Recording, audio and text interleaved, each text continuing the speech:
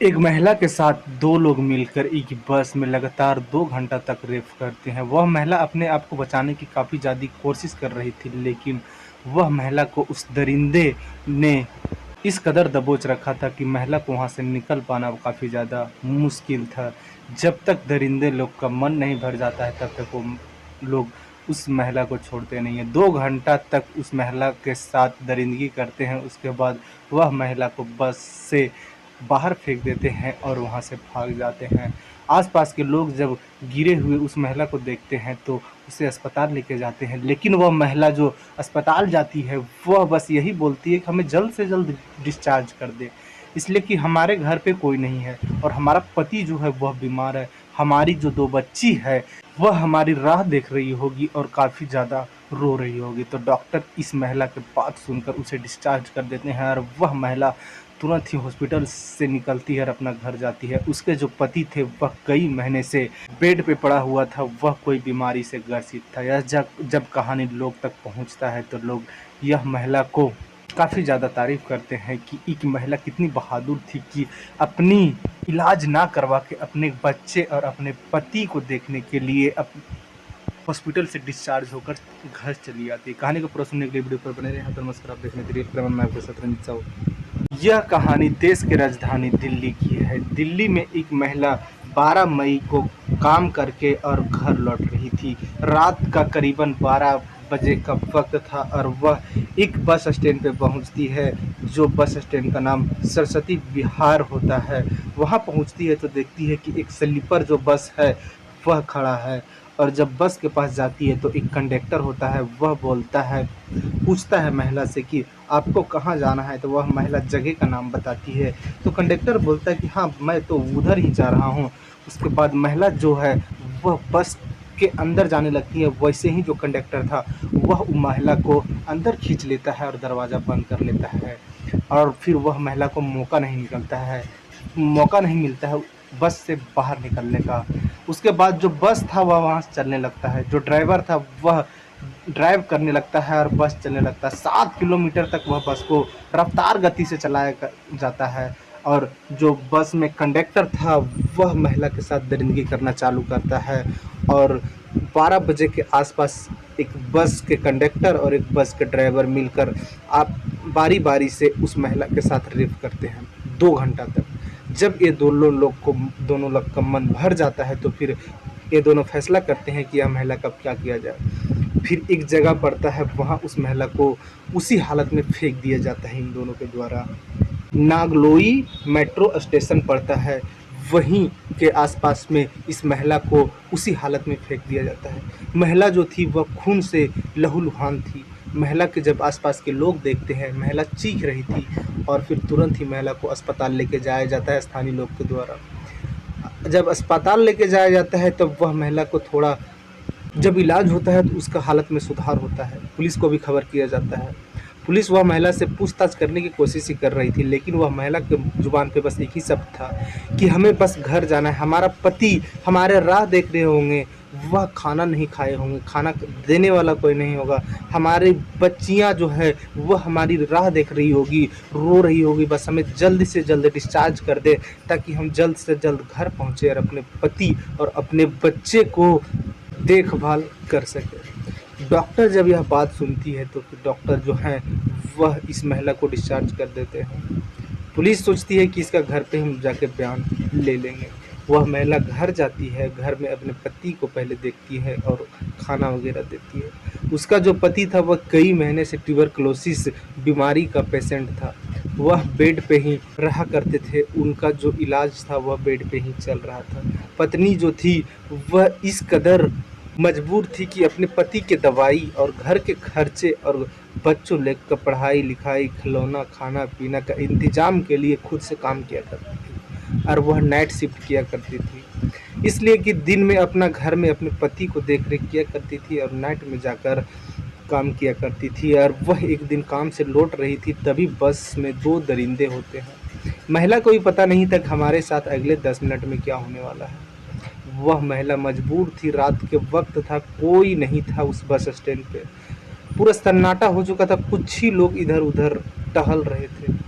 महिला को जब वह कंडक्टर बोलता है तो थोड़ा सा महिला को हिम्मत मिलता है कि उधर ही जा रहा है, भाईचारा दिखाता है। और जब महिला अंदर जाती है, बस पे चढ़ रही थी, तभी वह दरिंदा, उसका दरिंदगी बाहर निकलता है, महिला को अंदर खींच लेता है, गेट को बंद कर देता है। जब यह बात पुलिस सुनती है तो पुलिस को भी लगता है कि क्या महिलाएं सेफ नहीं। तुरंत ही पुलिस एक्शन लेती है और इस महिला का बयान दर्ज करती है।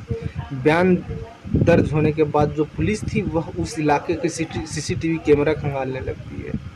तो वह बस का पता चलता है, बस के पास जाती है पुलिस, बस के ऑनर से बात करती है तो पता चलता है कि उस दिन जो था वह 2 लोग उस बस में थे, एक बस का ड्राइवर और एक बस का कंडक्टर।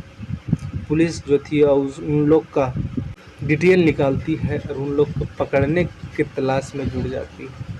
लेकिन क्या देश में हमारे जो महिलाएं हैं वह सुरक्षित नहीं है।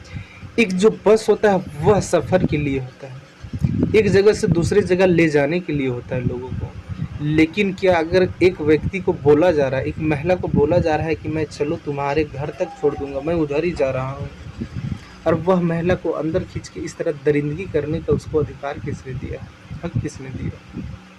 क्या इन दरिंदों को पहले ड्राइवर या कंडक्टर बनाने से पहले जांच नहीं करना चाहिए कि यह जो दरिंदे हैं वह एक महिला या एक लड़की को अगर अकेले देख लेंगे तो क्या इन लोग के अंदर उस वक्त ड्राइवरी या कंडक्टरी रहेगा या फिर दरिंदगी बाहर निकल जाएगा और वह महिला या लड़की को नोचने खसोटने लगेंगे?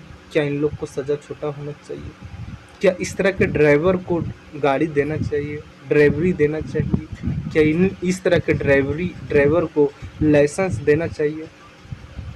अगर हाँ, इस तरह के ड्राइवर, इस तरह के कंडक्टर को रखा जाएगा तो इसी तरह से देश में होते रहेगा कांड। एक महिला रात के वक्त कभी नहीं सुरक्षित होगी। और यह जो मामला है वह भारत की राजधानी दिल्ली की है। सोचिए, राजधानी में आदमी जब सेफ नहीं है तो कहाँ सेफ रहेगा? और एक सफ़र, अभी तो लोग हर कोई सफ़र में ही वक्त बिता रहे हैं, महिलाएं, जो पुरुष हैं वो।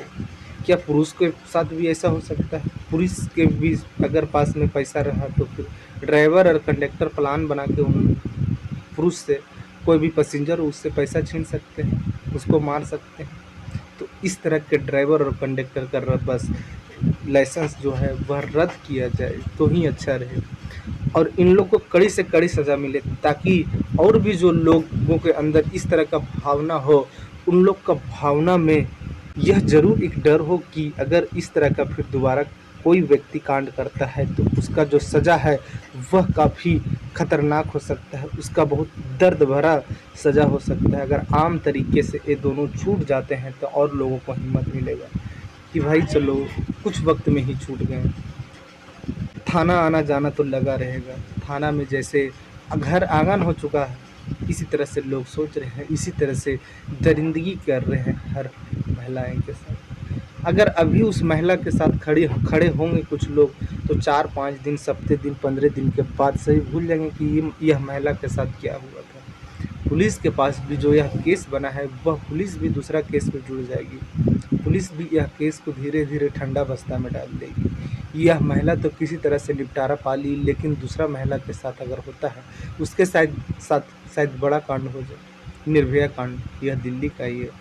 7 लोग मिल के एक लड़की जो कि कहीं अपना घर जा रही थी, कितना उम्मीद था उनको घर वालों को कि हमारी बेटी घर आ रही है, कोई फेस्टिवल था, लेकिन उनका उम्मीद पर कोई पानी फेर देता है और एक अकेली लड़की के ऊपर 7 लोग।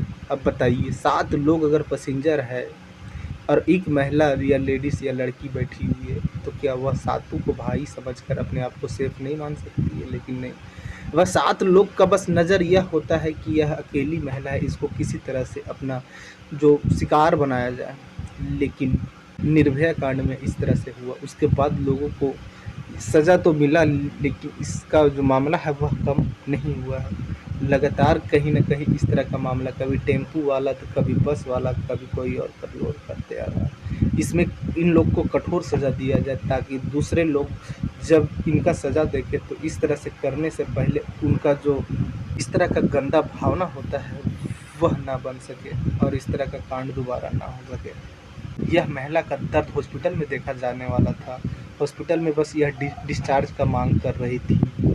यह जिस कदर महिला हॉस्पिटल में बोल रही थी, एक पत्थर दिल भी व्यक्ति पसीज सा जाता कि एक महिला अपने घर का जिम्मेवारी लेके चल रही थी, अपने घर के लालन पालन, बच्चे का, पति को देख रेख के लिए कमाई किया करती थी। लेकिन कुछ लोग, इसका जो हिम्मत था वह हमेशा के लिए टूट गया होगा। अब यह महिला दोबारा क्या नाइट शिफ्ट कर पाएगी? यह महिला अकेले घर से बाहर निकल पाएगी? नहीं साहब। यह महिला बस यही मना रही होगी कि मैं बच गया, मेरे बच्चे बच गए, मेरा पति बच गया। नहीं तो अगर उस दिन अगर कोई व्यक्ति आवेश में आकर हमें मार दिया रहता तो हमारा बच्चा और हमारा पति का क्या हाल होता। इसी तरह का कांड होता है साहब। अगर किसी का बात दबाना है तो लोग एक दूसरे को मार ही दिया करते हैं। अब इन लोग को कठोर सजा मिले और यह महिला को न्याय मिले, बस यही सभी लोग का गुहार है। इस कहानी में इतना ही। जय हिंद, जय भारत।